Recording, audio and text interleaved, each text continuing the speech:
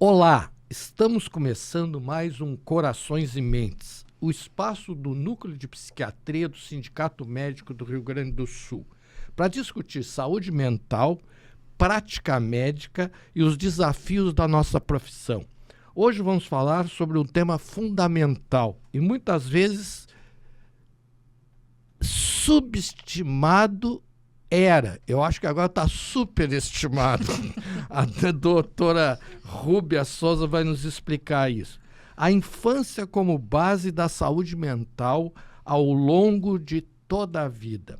Afinal, o cérebro do adulto não começa na vida adulta. Ele começa a ser moldado muito antes, nas primeiras experiências, nos vínculos e estímulos. Inclusive aqui no Rio Grande do Sul foi criado um programa chamado Primeira Infância Melhor, que trata disso. Então, para essa conversa, nós estamos recebendo hoje, com muito orgulho, a médica psiquiatra infantil, doutora Rúbia Mendes Costa Souza, que fez a sua subespecialização em psiquiatria da infância e adolescência. Eu não diria eu diria super especialização. E, diga-se de passagem, no Hospital Psiquiátrico São Pedro. Então, doutora Rúbia, seja muito bem-vinda ao Corações e Mentes. Olá, doutor Ricardo. Olá, ouvintes, né? Eu estou muito feliz com o convite. Obrigada pela oportunidade de falar sobre esse tema que eu amo, né? É um tema que me causou desde o início da formação, um certo interesse, mas quando tive contato, um impacto, assim, muito grande sobre essa importância na vida das pessoas que inicia ali na infância. Então, estou feliz por estar aqui hoje. Isso. E como é que se desenvolve o cérebro? O desenvolvimento cerebral, como é que ele se dá? Eu diria que, na verdade, ele começa antes do nascimento, não é isso? Com certeza. O desenvolvimento do sistema nervoso central, né, de um indivíduo inicia ali no período gestacional. Por isso, todo o cuidado, né, que é necessário durante essa fase gestacional com aquilo que a mãe vai ser exposta, né, com a maneira como a mãe está sendo alimentada, a maneira com que ela está lidando com as suas próprias emoções durante o período gestacional. Por quê? Porque tudo o que acontece vai influenciar no desenvolvimento desse sistema nervoso central ainda pequenininho, imaturo, mas que já está ali, sim, em andamento. Então, a partir ali da segunda semana de vida, a gente já começa a ter um desenvolvimento dessas células que vão estar formando o sistema nervoso central, que é o cérebro. Eu e a senhora tivemos uma experiência muito rica com isso, porque a senhora fez a sua especialização em psiquiatria, sua residência médica, do Hospital Mãe de Deus, mas a internação psiquiátrica era lá no Hospital Universitário de Canoas, lembra? Sim. E lembra que nós internávamos muitas pacientes grávidas, lembra disso? Sim. E usuárias de substâncias psicoativas, de drogas, lembra? Sim. E elas ficavam internadas até o parto, tu lembra? Sim, lembro. Então eu gostaria que tu falasse dessa experiência que nós obtivemos, tu como minha aluna e eu como teu preceptor. Sim. E depois coordenador da residência médica. Então, daquela experiência que acho que foi rica, sim, né, com certeza, Rúbia? com certeza. Eram internações para proteção do concepto, né? Era esse o termo que nós usávamos ali, e também com o objetivo, óbvio, de ajudar essa mãe a conseguir, né, passar por um processo de desintoxicação, de se organizar psiquicamente, né? Mas pensando muito também na proteção do bebê.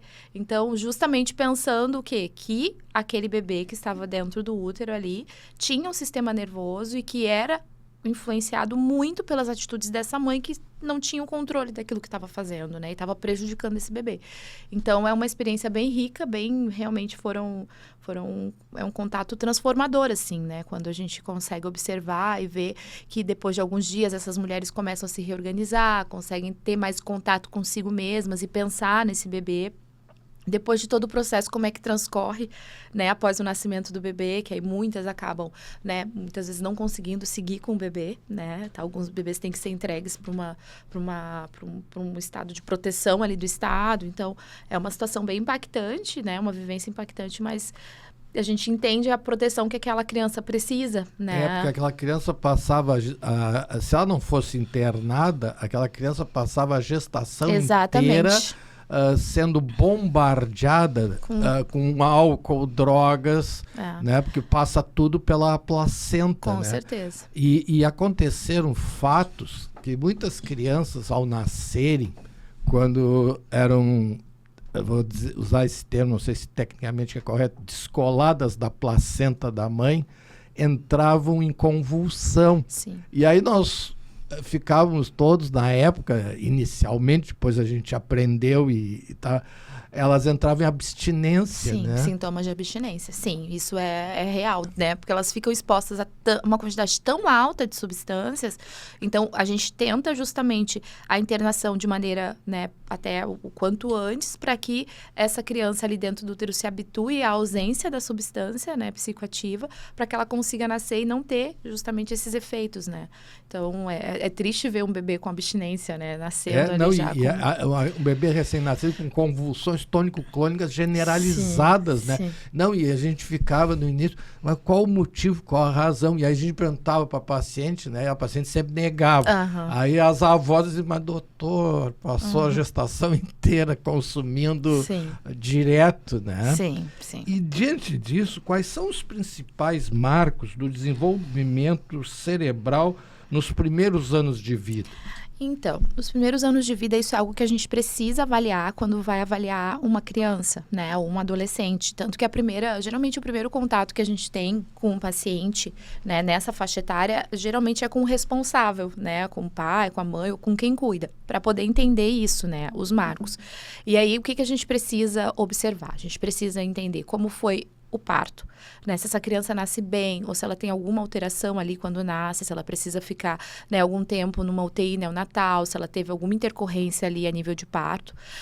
Depois disso, começa a questão da amamentação. A gente precisa saber se foi uma criança que conseguiu ser amamentada adequadamente, se ela conseguiu se vincular ali com o seio, se a mãe teve, né, condições de amamentar. Depois disso, a gente começa a avaliar os marcos principais: o sentar, o engatinhar, o caminhar, a fala, né, como foram as primeiras falas, as primeiras palavrinhas, no caso, a questão da facilidade ou dificuldade com a questão do desfraude, que é um pouco mais à frente, assim, mas a gente também avalia. Seria o controle de esfíncteres, exatamente, né? O controle dos esfíncteres. O controle dos esfíncteres para os nossos ouvintes telespectadores, porque aqui nós estamos no sindicato médico, mas os nossos ouvintes telespectadores, alguns não são médicos. Sim, seria o xixi, né? Controlar o xixi e o cocô. Seria avaliar quando que a criança consegue ter esse controle, sinalizar e parar de usar as fraldas, né? Para ser específico para a nossa audiência, com que idade teria uma criança normal, teria que ter capacidade de controle de esfíncter? A partir dos 3 anos e até os 5 é o mais comum, né? A partir dos 5, se a gente não teve o alcance dessas habilidades, é importante uma avaliação especializada. Tá, e qual o papel das relações afetivas, especialmente dos pais e cuidadores, no desenvolvimento cerebral das crianças? Então, as relações, né? É tudo que a gente baseia boa parte da nossa prática na vida, né? É avaliando essas relações. As relações iniciais que qualquer pessoa tem, elas acabam sendo um padrão que vai sendo reproduzido pelo resto da vida. Então, a maneira como aquela criança começa a aprender a se relacionar, né, com seus primeiros cuidadores ali, pai, mãe, avós, babás, essa relação ela vai sendo, né, depois na vida reproduzida. Então, aquilo que ela aprende, se é um apego, se é uma relação saudável, se é uma relação estável, se é uma relação segura, ela vai conseguir reproduzir isso no restante da sua vida. Porque o grande problema, doutora Rúbia, não é o aprender, é o desaprender. Sim. Porque se ela aprende... eu vou te dar um exemplo. A fúria de uma criança é uma coisa impressionante. É uma coisa que, assim, quem não viu é quase inominável. Quem nunca conviveu. Mas olha, a fúria de uma criança, vocês não têm noção. Então, eu vou contar uma pequena experiência. Eu vi uma vez uma criança que eu nunca vi uma criança tão brava, tão furiosa. E eu tinha que descobrir qual o motivo daquela fúria, né? Então, tu sabe que hoje, para achar o pai de uma criança, às vezes é uma coisa muito difícil e tal. Aí e as mães negam muitas coisas, quase sempre a avó que é a nossa porta-voz. Aí pergunta aqui, mas o que houve com essa criança? Por que essa criança é tão violenta, tão agressiva, tão hiperativa, mas ela era violenta. Eu disse, não, doutora, a gente criou assim e tal. Só houve um único fato. Um dia a polícia veio prender o pai dele e ele estava no colo do pai. E o pai tiroteou com a polícia. Com ele no colo. Imagina. Tá explicado, né? Sim. E qual é a janela crítica para o desenvolvimento emocional e cognitivo da criança? A gente entende como sendo os primeiros 1000 dias, né? Então, é uma janela que vai desde o período gestacional até os 2 anos, mais ou menos ali, né? 9 meses de gestação, primeiro ano de vida, segundo ano de vida.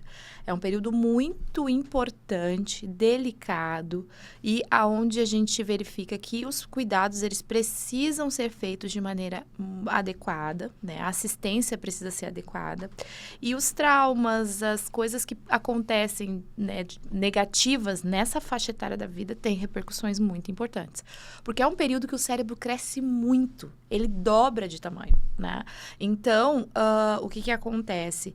As marcas que o estresse, um estresse intenso agudo ou um estresse crônico pode gerar ali, nesse cérebro que está em desenvolvimento, elas acabam sendo importantes e relevantes, né? É óbvio que, posterior a isso, né, na infância também, mais tarde, repercussões, marcas de trauma, de abuso, de violência também tem um impacto, mas a gente entende como sendo os primeiros, esse período, né, de 1000 dias, como sendo, assim, uma época de ouro, assim, da vida, do desenvolvimento psíquico de uma criança, de um indivíduo, né? É que é a chamada primeira infância, né?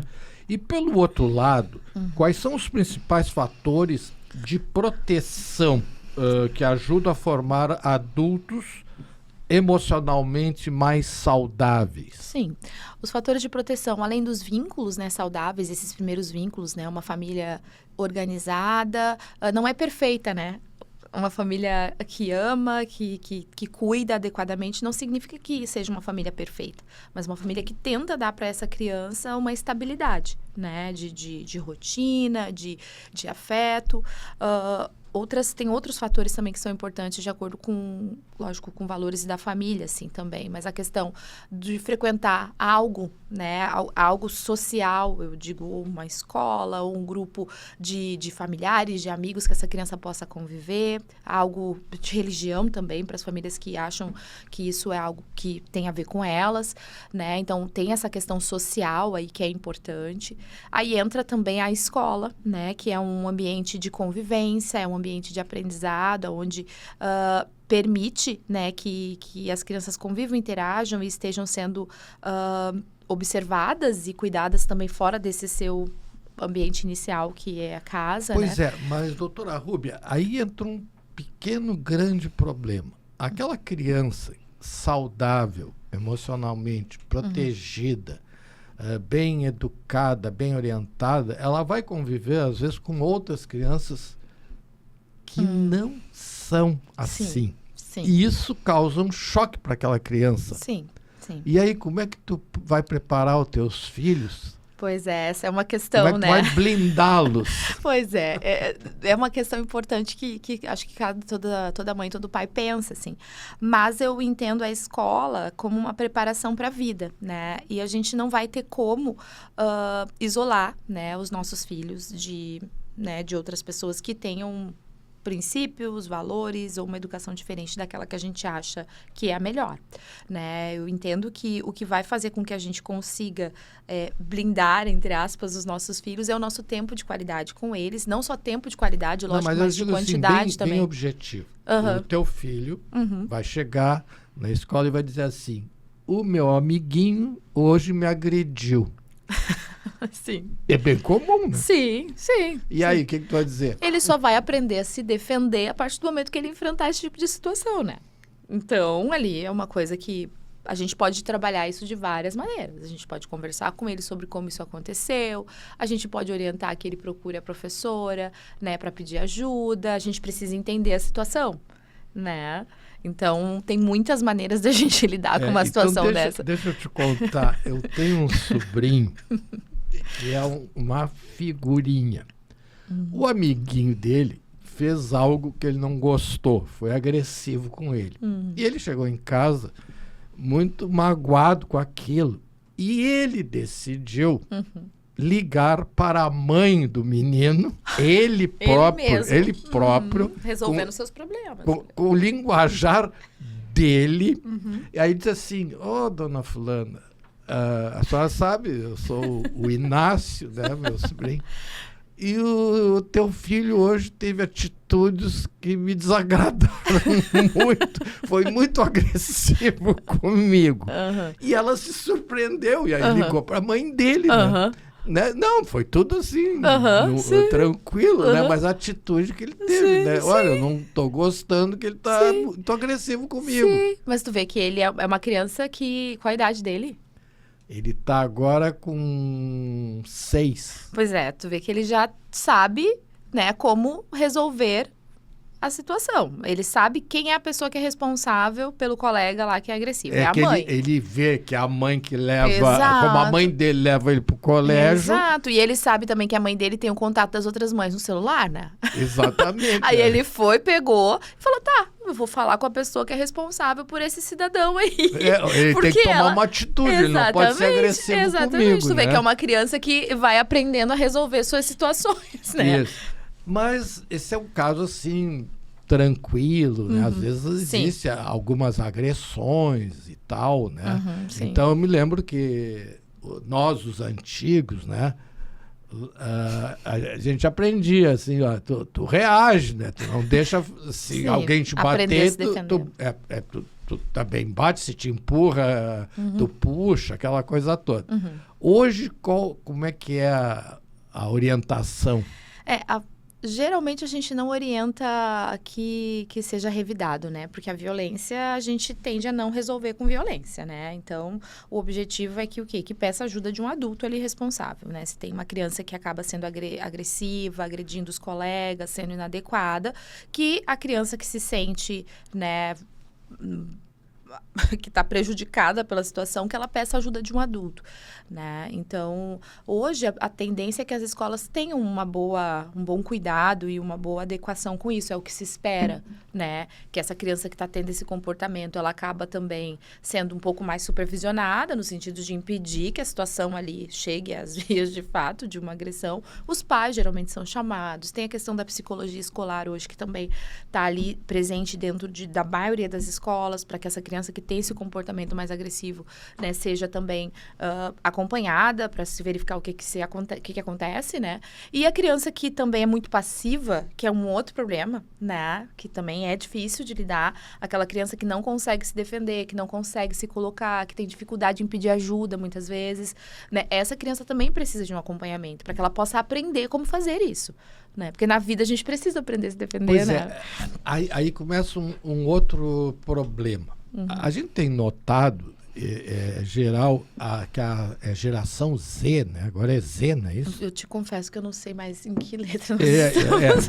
Tá. Essa tal geração Z, dos mais jovens, os meninos, eles têm tido uma postura mais ao contrário do que era antigamente, né? Então, eles não são agressivos, eles são mais passivos. E, inclusive, a gente vê as meninas tomando a menina que é mais agressiva. Agressiva não é agressivo de agredir, mas de tomar iniciativa. E eu tô vendo, assim, que os meninos, eles parecem, em geral, tô falando, vamos dizer... É óbvio que tu não pode generalizar, assim. os meninos estão mais retraídos, né? Aí eu já entrando na adolescência. Parece que os meninos, eles são mais... Eles custam o amadurecimento, as meninas amadurecem mais rápido. Sim, mas isso já é de antes, né? Sim, mas só que agora elas estão mais tomando a frente, assim, como a gente diz, as meninas estão trocando pneu, elas que tomam a iniciativa, até, por exemplo, na questão do relacionamento, como tem mais meninas, né? E os meninos estão muito retraídos. Isso tem uma explicação científica? Olha, aí já acaba entrando numa questão de comportamento social, é algo complexo, assim, né? Porque tem também um fenômeno novo, assim, que a gente tem verificado, que entra nessas palavras novas, diferentes, que têm sido usadas na internet, porque essa agressividade que antes, muitas vezes, os meninos tinham, que iam pra briga, muitas vezes isso está mais direcionado para o ambiente virtual. Né? Então, tem a questão das red pills, tem coisas assim complexas que têm acontecido dentro do ambiente virtual. Então, eu não vejo como uma mudança tão grande do comportamento, mas talvez do ambiente em que esse comportamento às vezes aparece. Não, mas uma coisa que a gente observou nas escolas são as meninas tendo enfrentamentos físicos. As meninas. Eu não sei se tu notou isso. Sim, eu tenho alguns casos, né, de pacientes que têm um descontrole de impulso, mas isso geralmente é associado a alguma doença, né? Então, a gente observa, por exemplo, meninas com TDAH, né, podem sim ter um comportamento mais agressivo, mais agitado, mais impulsivo, né? Então, não é o mais comum, né? Pois é, e essa questão, né? Agora tu falou do TDAH. Agora tem o TDA, né? Tiraram o H, né? O H da hiperatividade. Sim. Então, parece que antigamente não se falava tanto nesse transtorno. E hoje está bastante comum. Sim. Nos explica o que aconteceu. Eu gosto sempre de citar, assim, teve um congresso recente agora, onde eles trazem estatísticas mostrando que, na verdade, o aumento do diagnóstico, né, dessa doença específica, que é o TDAH, que pode sim ter subtipos, e isso está sendo estudado, está se vendo talvez que exista aí um espectro maior e tal, mas não aumentou o número, né, percentual. Na verdade, o que a gente tem é mais acesso à informação, então se divulga mais, se fala mais sobre as doenças, né? As pessoas têm mais informação e por isso também elas procuram mais a questão do diagnóstico precoce, né? Do tratamento adequado. Então, se fala muito mais, né? Hoje, o que acontece lá na China, a gente fica sabendo em tempo real. O que se parece que com essa globalização, que isso é global, não é só aqui. Sim. Né? E aí tem vários tipos, né? Tem aquelas crianças que falam, têm capacidade de locução, e tem aqueles que não têm capacidade de locução. É que tem níveis, né? Do TDAH? Essa questão Exato, tem níveis, tem de gradação, né? Leve, moderado, grave, e tem também subtipos, né? Então, tem crianças que vão apresentar principalmente o componente da desatenção, tem crianças que vão apresentar a hiperatividade e a impulsividade, tem crianças que apresentam as 3 dificuldades. Então, a gente precisa avaliar bem, entender, né? Como é que aquela criança funciona. Isso também tem a ver com a faixa etária, pode ter modificações, né, com o desenvolvimento da criança, e aí, diante disso, a gente estabelece o melhor tratamento. Pois é, e agora a gente está identificando que hoje há uma preocupação em identificar e diagnosticar, e que antigamente não. Então, o que ocorre? Que tem muitos adultos que persistem com a patologia também e que nunca se trataram. Inclusive, a gente fez uma palestra aqui com o Luiz Augusto Rode, que ele pesquisa sobre isso, que ele diz que a criança que quanto mais precocemente diagnosticada e tratada, ela vai ter vantagens, né? Óbvias. Certeza, Né? com certeza. Tá, e essa questão do autismo, né? O autismo entra... É um outro transtorno, né, que tem outras características diferentes. Ele pode até ser comórbido, né, ao TDAH, ou seja, ele pode estar associado. Uma criança pode ter TDAH e ter autismo. Isso é algo que existe, né, uma estatística importante dessa associação das doenças. Agora, Salvo, é importante falar sobre essa questão do autismo, né? A investigação não é algo simples, porque quanto menor é a criança, mais complexo é esse processo de avaliação, né? E lógico, a gente precisa... Agora, se o pai, a mãe começa a verificar que o desenvolvimento, aqueles marcos ali do desenvolvimento que tem dentro da carteirinha de vacinação da criança, que todo mundo recebe quando a criança nasce, ali tem uns quadrinhos que mostra quando é que a criança vai alcançando certas habilidades, certos quesitos que ela vai preenchendo. Quando aquilo não vai acontecendo dentro do intervalo adequado, é importante que levante uma chave, né? Porque é um intervalo esperado. Se isso não acontece, é importante buscar uma avaliação, né? Não significa que aquela criança tenha esse diagnóstico, mas é importante se avaliar e se verificar o que está acontecendo e acompanhar.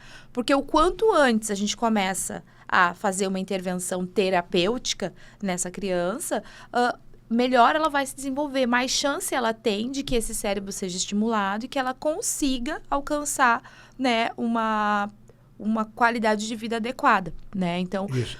Isso que tu falaste seriam os sinais de alerta que os pais e professores devem observar. Né? Exatamente. Se a gente começa a observar que uma criança, né, em comparação às outras ali, vamos dizer que numa escola, numa creche, né, uma criança entre 2 e 3 anos, os colegas todos já estão conseguindo falar palavras, verbalizar coisas, pedir, né, apontar, e tem uma criança ali que não faz isso, né, e tu vê que o tempo vai passando e essa criança segue com essa dificuldade, é importante alertar.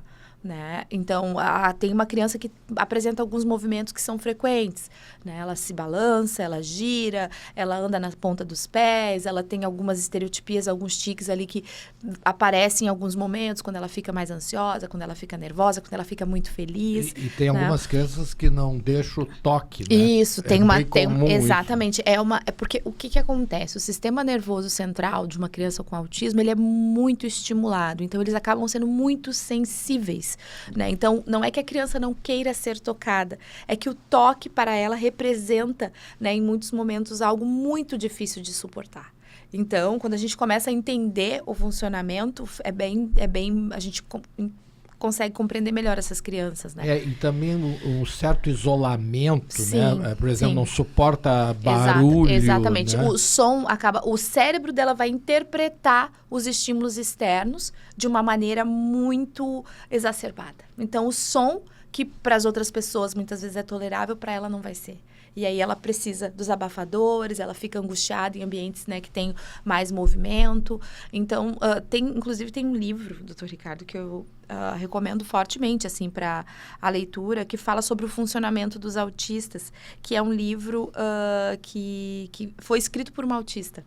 E ela é uma autista de sucesso, ela se desenvolveu na vida muito bem, né? E o nome do livro é Uma Menina Estranha. E ela vai contando a história dela. E sabe o que, assim, me chamou muito a atenção no livro? É que a mãe dela, depois de um tempo, ela entrega para ela todas as cartas que ela escrevia pro psiquiatra da menina que acompanhava. E vai mostrando a busca dessa mãe para que essa menina alcance, né, todas as capacidades que a mãe via que ela tinha, né? E precisou que ela tivesse auxílio de professores, que ela fizesse terapias, mas hoje ela é a nível mundial, uma autoridade em um certo assunto ali. Ela trabalha com animais, com desenvolvimento de coisas específicas para animais, que é dentro de de um super interesse que ela tem, né? De um assunto ali que desde cedo ela começou a se interessar muito, estudou muito e virou uma autoridade mundial naquele quesito, né? Então, mostra muito como o esforço dos pais pode transformar a vida de um indivíduo que tem uma alteração importante cerebral. Né? E hoje ela é independente, ela é palestrante. Então, assim, o objetivo hoje da psiquiatria da infância e adolescência é ajudar a essas crianças e adolescentes que têm alguma dificuldade para que elas alcancem o seu melhor funcionamento. Então, o quanto antes a gente começa a identificar, o quanto antes a gente consegue tratar, o quanto antes a gente consegue fazer os encaminhamentos adequados, mais chance essa criança tem de, na vida adulta, atingir o seu melhor potencial e ter uma vida... Dentro dos seus limites. Dentro dos seus limites, exatamente. Eu vou te contar aqui, com todo respeito à ética, claro. Eu tenho uma paciente que ela é um gênio, mas ela não suporta pessoas. Ela não suporta contato humano. Então, ela trabalha num laboratório dela, numa das maiores universidades brasileiras, durante meio ano. E no outro meio ano, ela trabalha numa universidade nos Alpes franceses. Ela é especializada em robótica. E ela não fala com pessoas humanas. Ela só gosta de ter contato com os seus robôs. E os seus robôs... eles são muito úteis. Eles trabalham na indústria, ela prepara robôs para a indústria automobilística. Então ela é uma pessoa de muito alto valor. Mas ela, no laboratório dela, não entram pessoas humanas. Né? E as minhas consultas com ela, quando ela vem para o Brasil, são de 6 em 6 meses. Ela entra no meu consultório, pega os remédios, vai embora e não me dá papo nenhum. Não tem conversa. Ela é simplesmente um gênio. Mas ela funciona... Né? Então, tu pode funcionar com as tuas... Com as tuas limitações, né? Mas é isso, ser independente, conseguir... Isso, agora, né? Quando detectar, né? E começar o tratamento, vamos dizer, na maior precocidade, tu começa a tratar a partir do momento que a gente identifica sintomas, né, sinais que causem sofrimento. Então, muitas vezes a gente não tem ainda um diagnóstico fechado. A gente, na infância e adolescência, muitas vezes a gente precisa de um tempo maior de acompanhamento para fechar um diagnóstico. Né? Em casos de autismo moderado, grave, né, que a gente acaba chamando de nível 2, nível 3 de suporte. O Asperger, né? Que hoje essa nomenclatura tem mudado, né? Então, hoje se fala autismo e fala-se os níveis de suporte, né?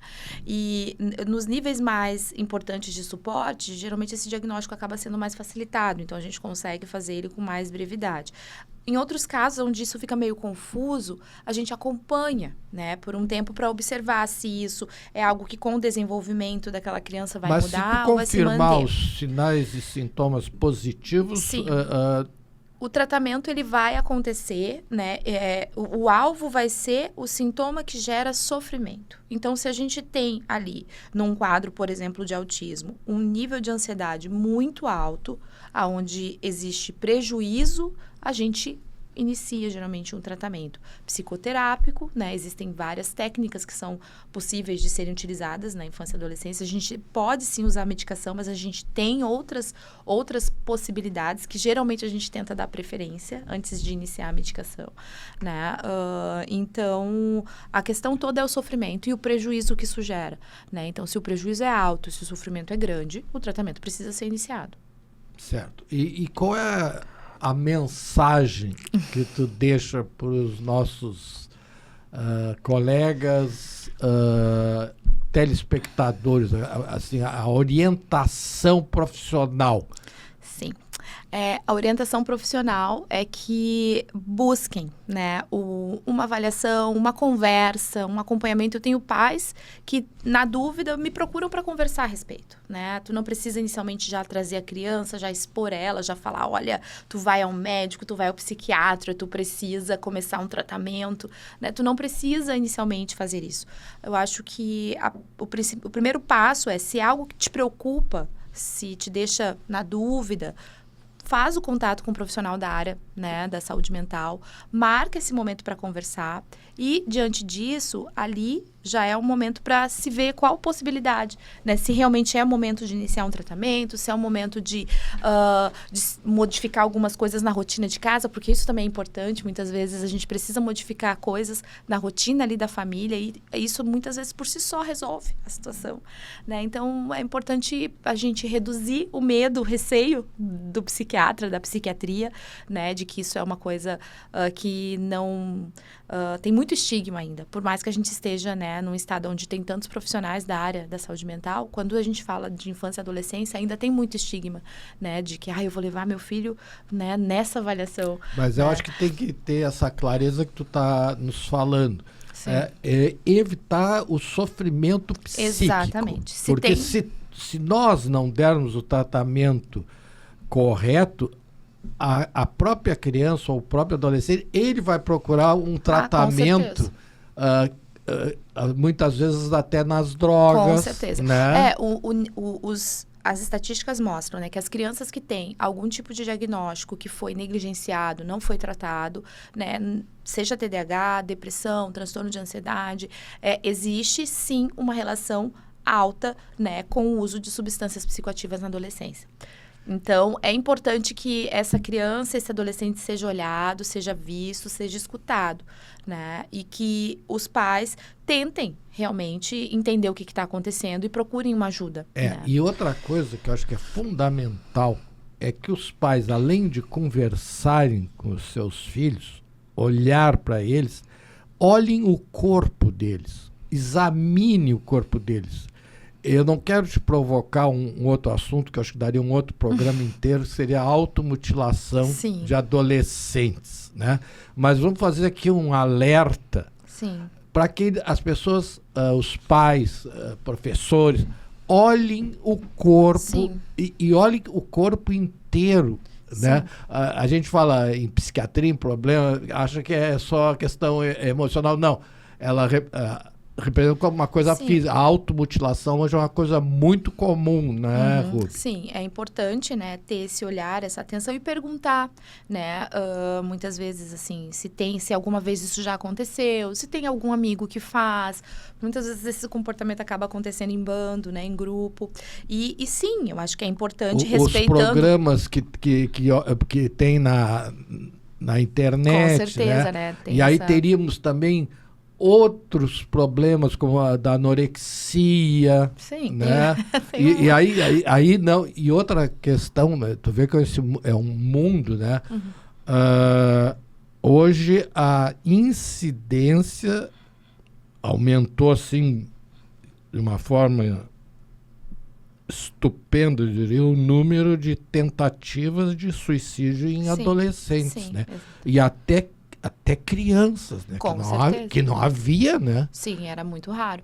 Mas, então, eu acho que é isso, né, Ricardo? A mensagem é essa, assim, é que os pais olhem, fiquem atentos, né, aos seus filhos. Essa questão do olhar o corpo, né, respeitando a questão da privacidade e tal, mas sim, é importante porque tem locais que são mais comuns, né, dessas lesões serem feitas, né, braços, pernas, né, e conversar, perguntar, né, porque às vezes as pessoas têm medo de perguntar, né, olha, tu tem se machucado? Quando tu fica nervoso, acontece isso?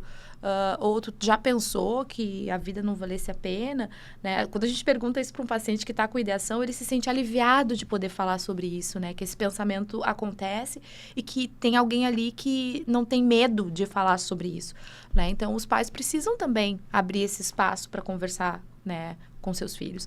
Porque se os pais não conversarem, eles vão conversar lá na internet, nos chats da internet, e muitas vezes esses chats são chats que induzem a coisas... Sim, tem se tentado, né? Tem se tentado exigir dessas plataformas mais cuidado, né? Medidas de proteção, mais atenção. Eu acredito que isso vai evoluir nos próximos anos, mas ainda a internet é um ambiente muito perigoso.